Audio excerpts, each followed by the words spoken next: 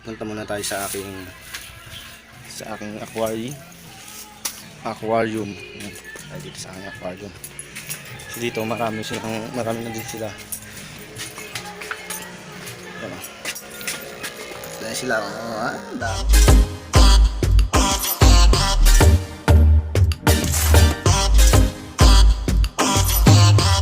Sa inyo mga kapatid, ayan, papakain tayo ngayon ng kiti-kiti. Ayan.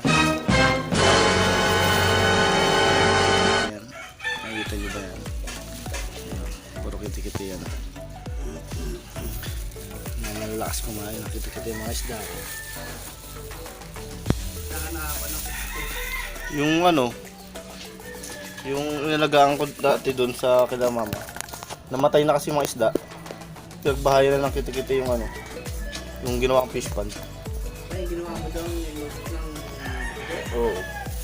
Binahayan ng kiti-kiti yung Ito, papakainin natin. Oo, ang dami pa nga dun kukunin ko pa yun.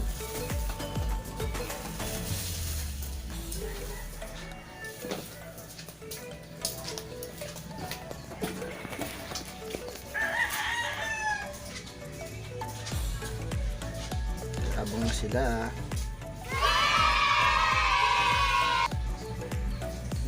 isang iglop lang ubos lahat wala na, ubos ang kiti-kiti ubos, dinakma gulo ubos na. Lakas pala kayo dyan mga hayop kayo lakas pala kayo sa teki-teki nanganak na naman yung doon. Kailangan na nating ilipat. Saan na sila? Nawala na. Nagtago na yung mga anak. So yun pa na, marami na sila ngayon. Nagkakakulay na yung iba. Ito yung mga male.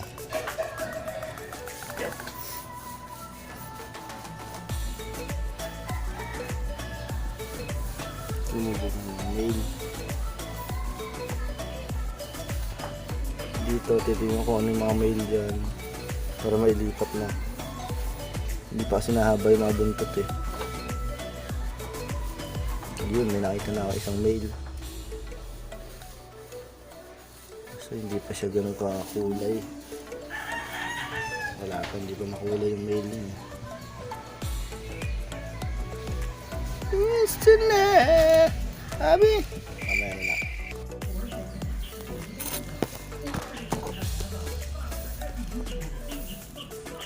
yun po, ang lakas na kumain ng kiti-kiti ubus agad ng kiti-kiti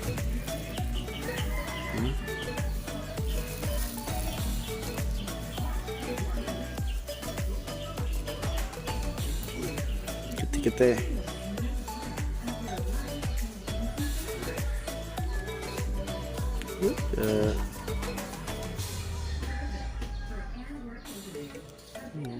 Kain. Yun.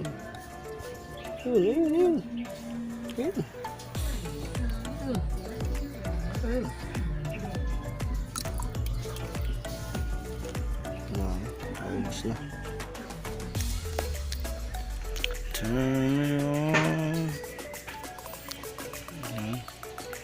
Ang dami na nila siguro nasa 80 plus. Diba may mga kulay na yung buntot.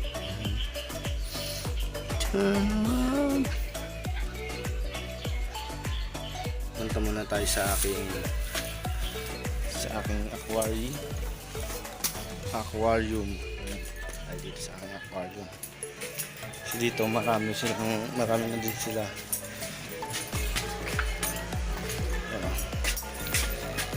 Dahil sila ang dami na Yan yung mga na pala to. July 31 pala to. Ito yung nag-fry noong July 31. Medyo may kukulay na rin yung mga buntot nila pero hindi pa ganun kakulay. Pero plain pa rin eh. May ilan lang na may itim-itim yung buntot. Ito yung Dumber Earl, Red Tail, saka yung Purple Mosaico. Ayan. Pinagpares ko sila. Tingnan ko anong crossbreed nila. Tapos ito yung Marble Guppy, Koi Guppy, Koi Marble Molly pala. Tapos Koi Molly saka Black Molly. Yung Black Molly ko nanganak na yun. Apat na black yung anak ng Black Molly ko. Ito naman yung mga maliliit pa. Hindi ko sila nakuha, hindi ko nasama doon sa taas kasi mailap eh. Maano sila? Mailap. Lalaki na yung iba doon, may kulay na yung buntot.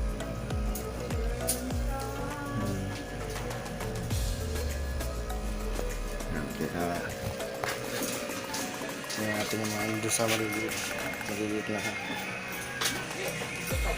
na gapi. Anak na naman yung aking gapi. Nakikita nyo ba? Nakikita nyo ba? Hindi nyo nakikita kasi maliliit sila eh. Nanganak na naman siya. Ngayon ko lang siya nakita.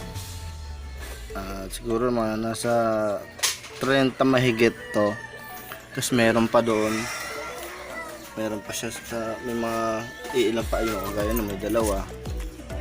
Ayun. Hindi ko mahuli. Ayun o. Kaya yung dalawa na. Ayun, nahuli ko. Ayan. Kaya na itong dalawa na to. Ayan. Ayan.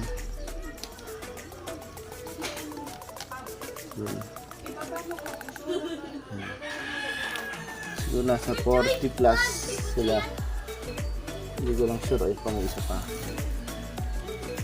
Ayun, nahuli ko siya. Ayun. Diyan ka lang. Stay. Stay. Isa. Stay. Stay. Siguro mga kagabi lang to, kagabi lang. Ang date ngayon to ay September 4. Ayan, September 4, 2020. September 4 ang nilalagay kong date dito para alam ko kung kailan yung fry, kung kailan nilabas. At mga ilang buwan bago lumaki yung fry ko. Kaya sabayan natin to. Pati yung mga iba doon na fry. Kung anong mga kulay niya. Kaya,